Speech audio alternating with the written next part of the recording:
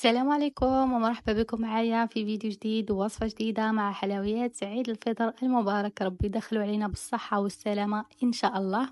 اليوم جيت معاكم بوصفة غريبية الكاوكاو بأبسط طريقة وأبسط مكونات.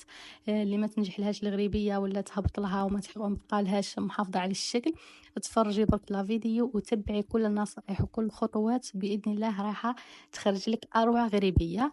يعني هاد الغريبية سهلة في التحضير، يعني ما تديكش من وقتك وما من المقادير تاعها يعني مش مكلفة بزاف. نتمنى ان شاء الله تتبعوا لا فيديو للاخير. نجوز هنا معاكم للمقادير وطريقة التحضير. في المقادير تاعي عندي سبقت بالحاجة الأولى نحمصو الفرينة. عندي 3 كيسان فرينة، راح نحمصها بلا عقل بالعقل، نبقى غير نحرك فيها حتى نتحصل على اللون هذاك يكون تكون يعني مايله شويه الحموريه. ما حاش نحمرها انا بزاف، ما حباش الغربيه تاعي تكون حمراء بزاف. وانتم هنا ترجع لكم لحسب نتوما كيف تحبوا الغريبيه تاعكم، تحبوها حمراء تميل لكم الحموريه بزاف، حمروا الفرينة تكون حمرا مليح.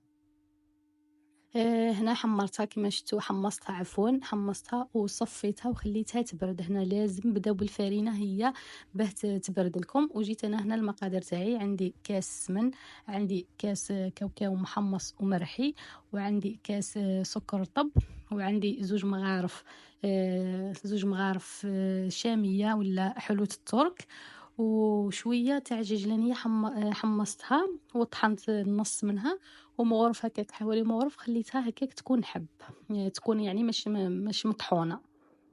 الحاجة الأولى اللي جبت السمن هذاك بدرجة حرارة الغرفة، حطيته مع بدرجة حرارة يعني المطبخ، حطيته هو والسكر وضربتهم حتى تحصلت عليهم ممتزجوا مليح مليح. زدت بقيت نضيف بقية المكونات، حطيت هنا كاوكاو، حطيت حلبة الترك، حطيت الججلانية، ونخلطهم غير هكاك، غير كي قيس ما يدخلوا في بعضهم. ونحبّس. وهنا الكاوكاو تاعكم كيما تحبوه، إلا كان تحبوه يكون محمّص أكثر على تاعي حمّصوه، وتقدروا حتى تحطوه به بقشورو، لكم الاختيار. هنا يعني الشامية هاذيك ولا حلوة الترك، واحد البنة تعطيكم فيها كي تزيدوها تضيفوها للغريبية تاعكم تجيكم واحد البنة روعة. درك أنا هنا نحبّس يعني بالباتور ونبدا نحط في الفرينة غير بيديّا. هنا هاذيك الفرينة اللي كنت حمّصتها وخليتها تبرد، ونأكد ونعاود يعني غربلوها باه ما تسنحّو لكم الحبيبات هاذوك، بالأخص يعني كي نحمّصوها راح دير لنا حبيبات بزاف، نغربلوها نفوتوها في الصفاية باه تنحى الحبيبات. ودرك نبدا نحط أنا في الفرينة. أنا هنا حطيت 3 كيسان، حطيت يعني في الأول 2 كيسان. هنا ما تحطوش دفعة واحدة، وكل واحد والفرينة تاعو، كل واحد يعني والكيلة اللي كيّل بيها.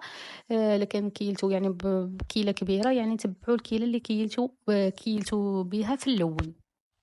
دوك أنا هنا حطيت مبدئيًا 2 كيسان، ومن بعد لقيتها مازالت في الأول تبان لكم يعني ناشفة، ومن بعد كي تبان لكم هكاك نشفت، زيدوا بقاو دخّلوا فيها مليح، مليح هاديك الفرينة في الخليط هذاك، دخّلوه في بعضه مليح.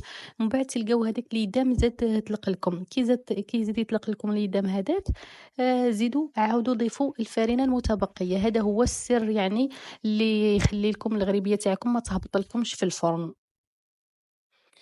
زدت أنا حطيت هنا 3 كيسان هاذوك اللي حمصتهم كامل في الأول، لقيتها هكاك بقات غير ما تخرج لي في اليدام وأنا نزيد نحط. زدت حطيت يعني دات لي هذه الكيلة دات لي 4 كيسان، 3 كيسان محمصين والرابع مش محمص.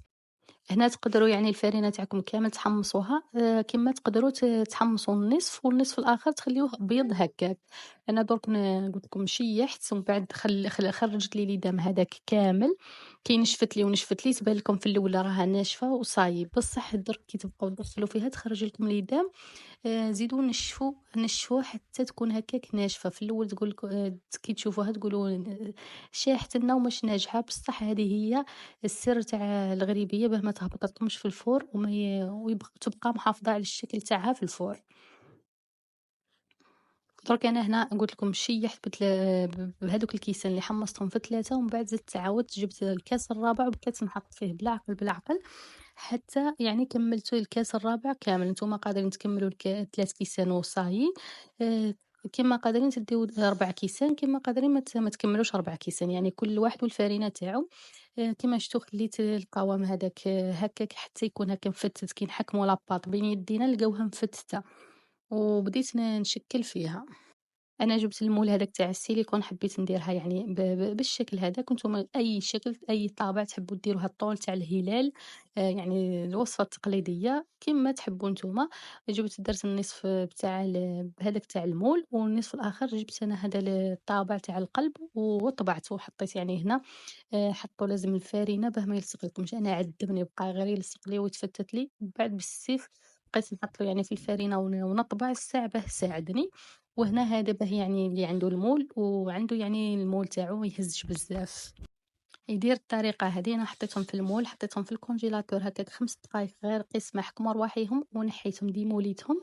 وحطيتهم في البلاطو، زدت عاودت طبعت بعد الدفعة الثانية ونفس الطريقة، وحطيتهم في الكونجيلاتور وديموليتهم، حطيتهم حطيتهم يعني في البلاط، تقدروا طيبوهم بهم بالمول. حطيتهم في البلاطو ومن بعد دخلتهم يطيبوا، دخلوهم شعلت عليهم على 180 درجة من التحت. كي حماروا لي زدت شعلت عليه من الفوق غير قيس ما زادوا يعني وداو لي هذا اللون يعني الخفيف خلاص. وانتم يعني كما تحبوا الغريبية تاعكم طيبوها وطفيت عليه.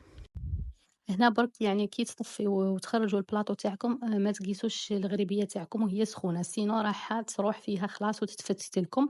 خليوها هكاك، خليوها حتى تبرد يعني تبقى وتحكم الشكل هذاك تاعها مليح وما تتفتت لكمش. وكي تبرد لكم خلاص الساعة جيو زينوها. انا هنا بعد زينتها في البلاطو لانه تحمست حابه يعني نشوف النتيجة. زينتها في البلاطو، جبت هذه الشوكولا تاع المرجان، هذه تاع البندق، البيضة، هذه تاع ذوق كيندر بوينو. وبديت نعمر في، حطيتها في لابوشة في لابوش هذيك جوطابل، وبديت نعمر في هذاك الفراغ اللي في المول.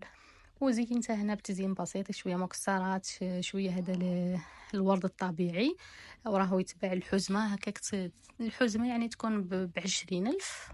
وتزينوا يعني نتوما وكيما تحبوا. تقدروا تزينوها الطول بالكاوكاو لانه راه هذا دايرينها بالكاوكاو، تقدروا تعوضوا هنا الكاوكاو بالبيستاش بالبندق نتوما، واي نوع من المكسرات تحبوا تعوضوا الغريبيه تاعكم. وهذه هي يعني النتيجة تاعنا بعد ما كملت وزينتهم وحطيتهم هنا في الكيسات. ويعني خرجت لي الكمية هذه ما شاء الله نورمالمون 26 حبة ولا 25 حبة تاع الغريبية بهذا يعني بكاس تاع السمن. خرجت لي هذه الكمية، وانتم إذا حابين يعني تخرجوا أكتر ضاعفوا الكمية. وهذه هي الوصفة تاعنا، نتمنى إن شاء الله تنال إعجابكم، واللي ما جربتهاش تنوض تجربها وترجع لي في التعليق تجيكم واحد البنة تجيكم كيما تاع الشامية، تجيكم بس تجيكم مفتتة يعني غريبية وعليها الكلام، تجيكم يعني محافظة على الشكل تاعها ومحافظة على القوام تاعها، ما هبط لي، ما تبدل الشكل تاعها. وهنا نكون لحقت نهاية لا فيديو، درك راح نفتح معكم حبة وتشوفوها كيفاه يعني تجيكم بس وتجيكم تذوب يعني في اليد قبل الفم يعني تجيكم غريبية ما شاء الله. هنا لحقت نهاية لا فيديو، نقول لكم في أمان الله وحفظه مع وصفات أخرى مع حلويات أخرى إن شاء الله. واللي تجربها تخلي لي في التعاليق، ونقول لكم في امان الله وحفظه مع السلامه حبيباتي.